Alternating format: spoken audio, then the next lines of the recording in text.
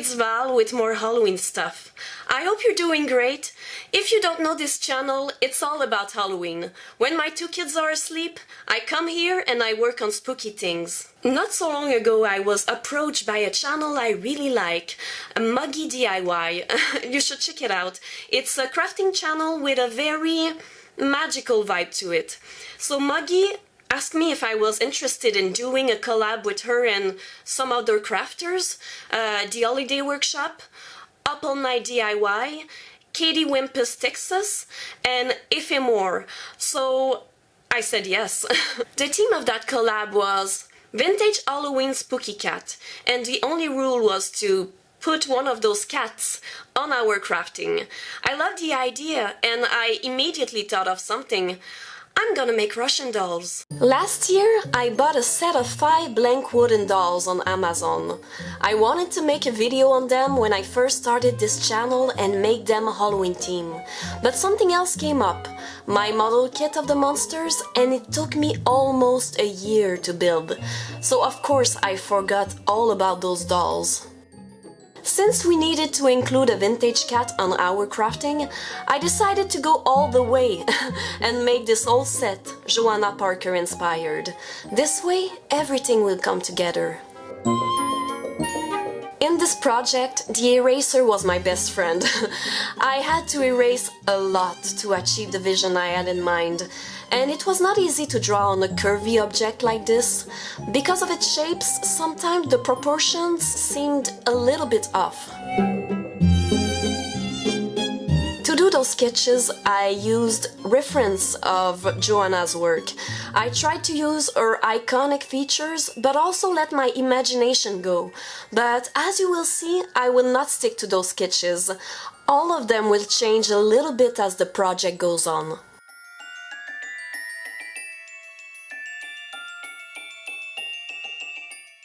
I picked the same colors Johanna usually picks, but I also decided to add blue.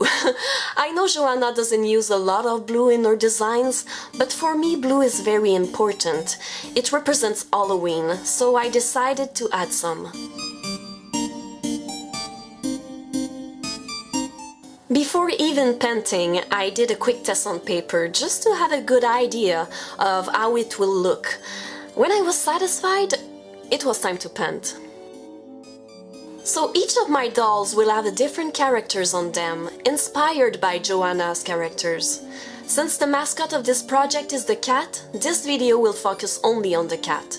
And of course, I put it on the biggest doll, so it has more details. But I also did a witch, a bat, a pumpkin man, and a tiny ghost. I will show them all to you later in the video. Honestly, I am super happy to finally use them. If it was not from that collab, I'm sure they would have stayed in that bin for a while, because I had other plans for this channel. Right after Halloween, I will start crafting for my series, Are You Afraid of 90s Crafting? And I can't wait to start this project. I already decided I was going to make the Wonder Witch, the Haunted House, and for the third crafting, I'm not sure yet. I will have to think more about it. To really cover the wood, you'll need 3 coats of paint. Sometimes 2 is enough, depending on the color, but yeah, it's a long process. You will need a lot of drying sessions to complete these dolls.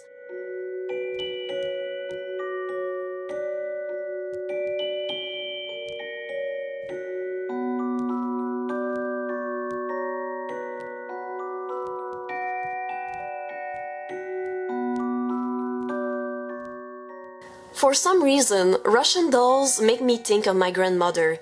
She had so many collections.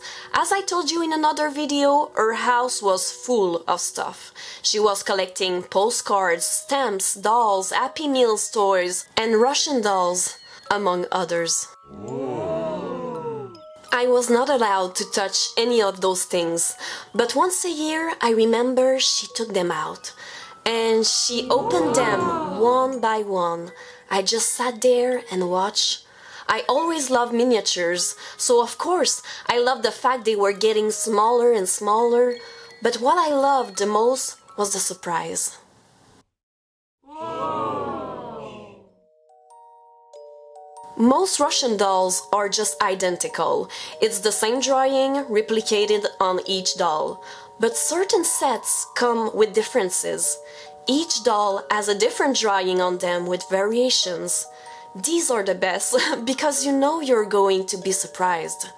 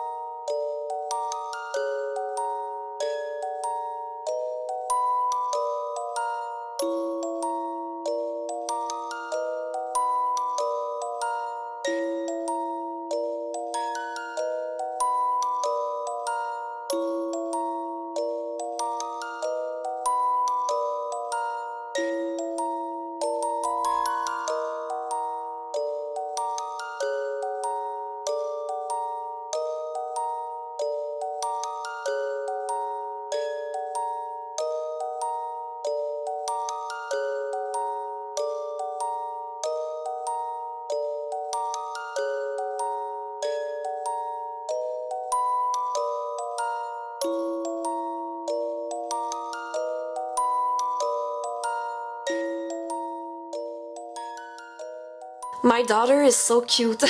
She's 3 years old and for Halloween she wanted to be a vampire.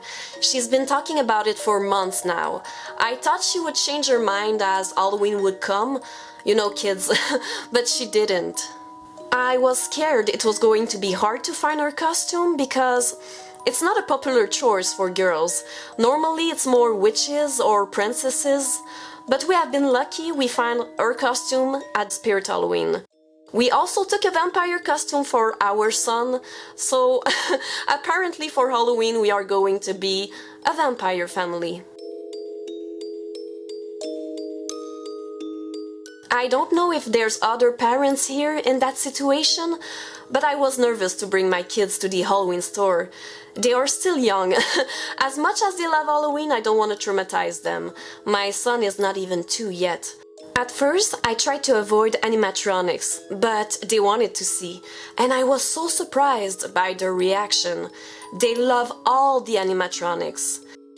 My son's favorite was the bat, and my daughter was a jumping spider hiding behind a door. They loved it so much they asked to go to the Halloween store every day now.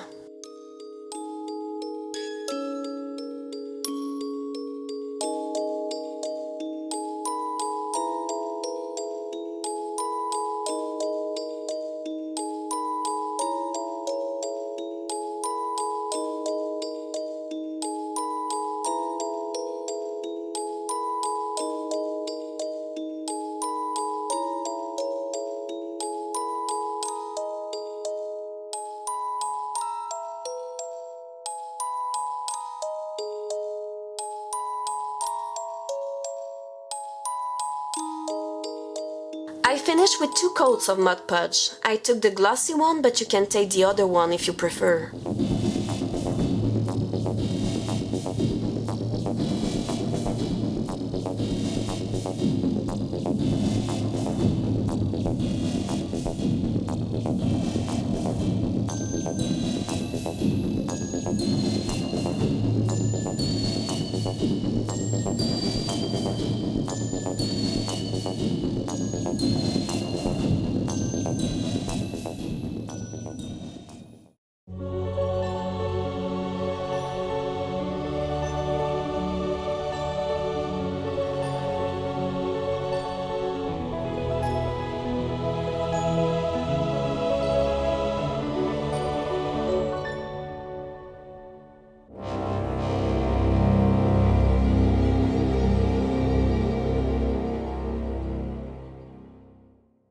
Wow, look at that. Look how fun is that. When you open them, it becomes another drawing. It's so cool, I really love how they look. But I have to admit I didn't sleep a lot the last few days. I stay up late so I could finish those rushing dolls in time for the challenge. But I did, and I'm super happy I did. My favorite ones are the pumpkin man and the cat. If you have a favorite one, please let me know in the comment. Thanks again, Muggy, for the invite. It was really fun, and with the deadline, it was a real challenge. If you want to see what others have done, make sure to go check the playlist, the collabs playlist in the description below. If you like that video, please like. If you want to see more of my videos, please subscribe. I think I'm gonna go to sleep. Okay? Stay safe and spooky, and I see you soon with more Halloween stuff to come. Bye!